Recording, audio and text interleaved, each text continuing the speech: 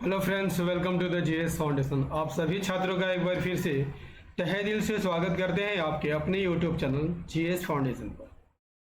दोस्तों, मेरा आपसे सबसे पहले ये रिक्वेस्ट है, यदि आप इस वीडियो को देख रहे हैं एंड तक ज़रूर देखिएगा। इस वीडियो को एंड तक ज़रूर देखिएगा। और यदि आप भी इस चैनल पर नए हैं तो चैनल को ज़रूर सब्सक्राइब कर लीजिएगा, बेल आइकन को प्रेस कर लीजिएगा। फटाफट से इस सेशन को आप दोस्तों के साथ शेयर कर दीजिएगा, है ना। आज के सेशन में हम लोग क्या करने वाले हैं, झारखंड जीके की क्लास संपूर्ण व्याख्या के साथ झारखंड जीके के इम्पोर्टेंट प्रश्नों को हमने यहाँ पर शामिल किया है दोस्तों, जो परीक्षा में पूछे जाएंगे। सारे प्रश्न एक्सपेक्टेड है। जेएसएससी सीजल एग्जाम के सहित आप झारखंड में होने वाला किसी भी एग्जाम की तैयारी कर रहे हैं दोस्तों, उन सभी में ये सेशन काम आने वाला है। ठीक है, तो चलिए शुरुआत कर लेते हैं आज के सेशन की। पहला सवाल आपके स्क्रीन पर है दोस्तों। क्या कहता है, तजना नदी इनमें से किस क्षेत्र से निकलती है? आपके ऑप्शन है रांची पठार, हजारीबाग पठार, दुमका पठार या राजमहल पहाड़ी। आंसर कीजिए।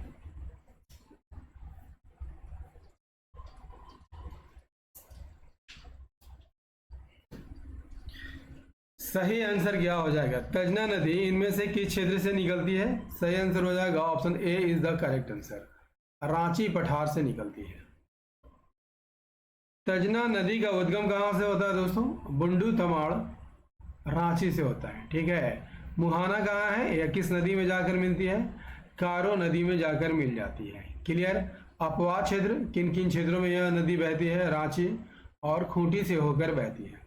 इस नदी के अपवाद क्षेत्र में याद रखिएगा, खूंटी में, ठीक है, असुर सभ्यता के अवशेष आपको देखने को मिल जाता है।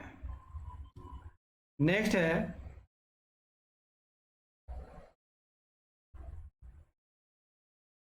झारखंड राज्य के किस भाग में महाद्वीपीय प्रकार की जलवायु का प्रभाव होता है?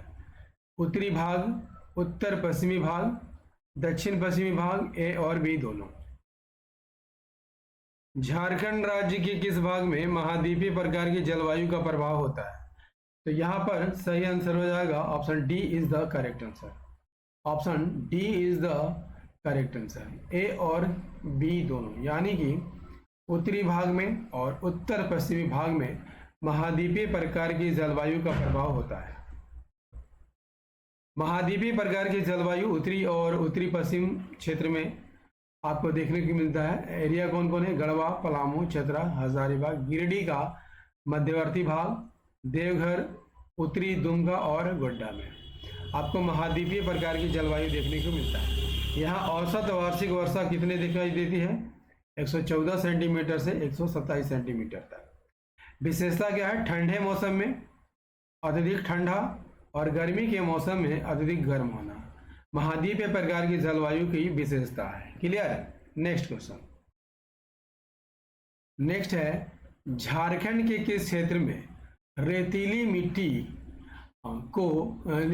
मिट्टी की अधिकता पाई जाती है? रेतीली मिट्टी की अधिकता पर कहाँ पाई जाती है? अधिकता कहाँ पाई जाती है? गढ़वा, पलामू, हजारीबाग, धनबाद, गुमला, सिमडेगा या लातेहार, चतरा। सही आंसर हो जाएगा option B is the correct answer, that is Hazaribagh और धनबाद में। रेतीली मिट्टी कहाँ पर पाई जाएगी? पूर्वी हजारीबाग और धनबाद में। पूर्वी हजारीबाग और धनबाद में। इस मिट्टी में लाल और पीले रंग का मिश्रण होता है। इस मिट्टी में मोटे अनाजों की खेती की जाती है। दामोदर घाटी क्षेत्र में कैसी मिट्टी पाई जाती है? बलुई, फुफ्फुस बलुई मिट्टी पाई जाती है। क्लियर है। चलिए नेक्स्ट है, वन अधिकार नियमावली को कब अधिसूचित किया गया? तो कब अधिसूचित किया गया? 2000 में, 2004 में, 2006 में या 2008 में? सही आंसर हो जाएगा option D is the correct answer, 2008 में अधिसूचित किया गया था। नया कानून में वन भूमि पर वन निवास के अधिकार को अवधारित करने के लिए, ठीक है, अवधारित करने के लिए प्रक्रिया आरंभ करने की शक्ति जो है किसके पास है? ग्राम सभा के पास है।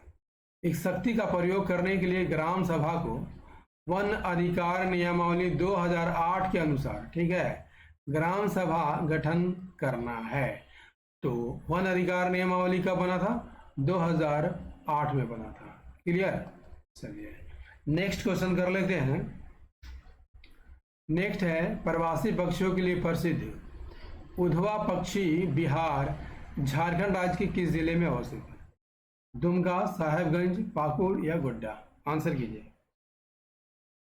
Answer is option B, Sahebganj is the correct answer. Next question, Udhwa झील पक्षी बिहार, ठीक है, उधवा झील पक्षी बिहार, उधवा झील पक्षी बिहार कहाँ देखने को मिलता है? किस जिले में देखने को मिलता है? साहेबगंज। और यह प्रवासी पक्षियों के लिए प्रसिद्ध है। यहाँ पर साइबेरिया से तो आते ही हैं, इसके साथ ही विश्व के अन्य भागों से भी पक्षी यहाँ पर देखने को मिलते हैं। नेक्स्ट है झारखंड के कुल कृषिगत भूमि के लगभग कितने प्रतिशत भाग पर रबी फसल की कृषि की जाती है? तो रबी फसल की कृषि कितने भाग पर की जाती है? 10%, 20%, 30% या 40%? तो इसका सही आंसर हो जाएगा option A is the correct answer. 10% भाग पर रबी फसल की कृषि की जाती है। रबी फसल ठंडे मौसम की फसल भी कहलाता है दोस्तों। ठंडे मौसम की फसल और बैसाखी फसल के नाम से जाना जाता है। अक्टूबर नवंबर में बोया जाता है और मार्च के महीने में काट लिया जाता है। रबी फसलों में गेहूं, जौ, चना, तिलहन, ठीक है, सभी रबी फसल है।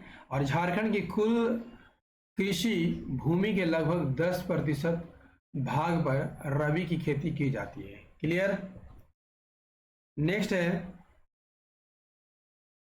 झारखंड के किस जिले में नहरों द्वारा सर्वाधिक सिंचाई की जाती है? साहेबगंज, पलामू, सरायकेला खरसावां या चतरा? तो नहरों द्वारा सबसे अधिक सिंचाई, ठीक है, आंसर कीजिए। नहरों द्वारा सर्वाधिक सिंचाई कहां पर होती है दोस्तों? सही आंसर हो जाएगा option C is the correct answer, Seraikela Kharsawan में। सिंचाई का आधुनिक साधन क्या है दोस्तों? सिंचाई का आधुनिक साधन क्या है? नहर है, ठीक है। और झारखंड के कुल सिंचित क्षेत्र में नहरों का योगदान कितना है? 18%, ठीक है। और नहरों द्वारा सर्वाधिक सिंचाई झारखंड के सिंहभूम और सरायकेला खरसावां क्षेत्र में आता है, ठीक है। नेक्स्ट है स्वर्णरेखा नदी घाटी परियोजना के तहत लगभग कितने मेगावाट विद्युत का उत्पादन किया जा रहा है? 100 मेगावाट, 200 मेगावाट, 500 मेगावाट या 1000 मेगावाट? कितने मेगावाट विद्युत का उत्पादन किया जा रहा है? सही आंसर हो जाएगा option B is the correct answer, 200 megawatt.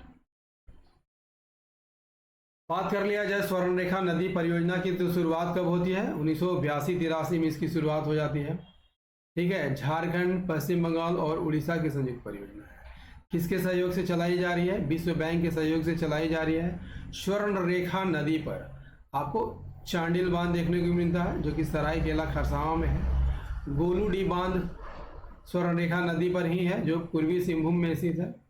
Clear? Kharkai नदी पर आपको कौन सा बांध देखने को मिलता है? इच्छा बांध देखने को मिलता है जो कि सरायकेला खरसावां में है। इस परियोजना के तहत हुंडरू जलप्रपात से, ठीक है, लगभग 200 मेगावाट विद्युत का उत्पादन किया जा रहा है। अगले सवाल की ओर बढ़ते हैं। नेक्स्ट है झारखंड आर्थिक सर्वेक्षण 19-20 के अनुसार झारखंड राज्य में शहरी बेरोजगारी दर कितनी है? तो शहरी बेरोजगारी दर 10.5% आपको देखने को मिलता है। शहरी बेरोजगारी दर कितनी है दोस्तों? 10.5%। और यदि आपसे पूछ लिया जाए ग्रामीण बेरोजगारी दर कितनी है? 7.1%। क्लियर? चलिए नेक्स्ट है झारखंड के किस क्षेत्र में मैग्नीज का भंडार पाया जाता है? सिंहभूम क्षेत्र में, धनबाद क्षेत्र में, पलामू क्षेत्र में या हजारीबाग क्षेत्र में? तो इसका सही आंसर हो जाएगा option A is the correct answer, Singhbhum क्षेत्र में। झारखंड में मैग्नीज अयस्क का भंडार, ठीक है, कहाँ देखने को मिलता है? सिंहभूम क्षेत्र में देखने को मिलता है। राज्य में लगभग 13.7 मिलियन टन मैग्नीज का भंडार यहाँ उपलब्ध है। मैग्नीज का प्रयोग इस्पात बनाने में, सूखी बैटरी और रसायन उद्योग में होता है और यह धारवाड़ चट्टानों से प्राप्त होने वाला खनिज है। ठीक है, नेक्स्ट क्वेश्चन है, हैवी इंजीनियरिंग कॉरपोरेशन द्वारा निम्नलिखित में किस संयंत्र की स्थापना नहीं की गई है? हैवी मशीन बिल्डिंग प्लांट की गई है, हैवी मशीन टूल्स प्लांट इसकी भी स्थापना की गई है, हैवी मोटर व्हीकल प्लांट इसकी भी स्थापना की गई है, फाउंड्री फोर्ज प्लांट, यहाँ पर ऑप्शन सी गलत आंसर हो जाएगा दोस्तों। हैवी मोटर व्हीकल प्लांट की स्थापना नहीं की गई है, जबकि फाउंड्री फोर्ज की स्थापना की गई है। Option C is the correct answer. HEC के द्वारा 3 संयंत्र की स्थापना की गई, कौन कौन? Heavy machine building plant, heavy machine tools plant और फाउंड्री फोर्ज। क्लियर? अगले सवाल की ओर बढ़ते हैं दोस्तों। सेशन कैसा लग रहा है कमेंट करके जरूर बताइएगा। झारखंड राज्य में रेल मार्ग की कुल लंबाई कितनी है? 1232, 2394, 3400 या 4246? सही आंसर हो जाएगा option B is the correct answer, 2394। Jharkhand में रेल मार्ग की कुल लंबाई 2394 किलोमीटर है। 1862 में कलकत्ता से राजमहल तक रेलवे लाइन का निर्माण किया गया था। 1907 में पुरुलिया से रांची रेल मार्ग की शुरुआत हुई थी। पुरुलिया रांची रेल मार्ग की शुरुआत 1907 में की गई थी। 1911 में रांची लोहरदगा रेलवे लाइन का निर्माण किया गया था। नेक्स्ट क्या कहता है दोस्तों, झारखंड राज्य में ऑल इंडिया रेडियो के कितने स्टेशन? सही आंसर हो जाएगा ऑप्शन सी, 13 स्टेशन है। झारखंड में ऑल इंडिया रेडियो के 13 स्टेशन है। कौन कौन? रांची, जमशेदपुर, हजारीबाग, मेदिनीनगर, गढ़वा, गुमला, चाईबासा, चतरा, बोकारो, धनबाद, देवघर, घाटशिला और गिरिडीह। क्लियर? नेक्स्ट है, झारखंड राज्य का सबसे छोटा संसदीय क्षेत्र कौन है? सबसे छोटा संसदीय क्षेत्र कौन है? चतरा है। Option A is the correct answer.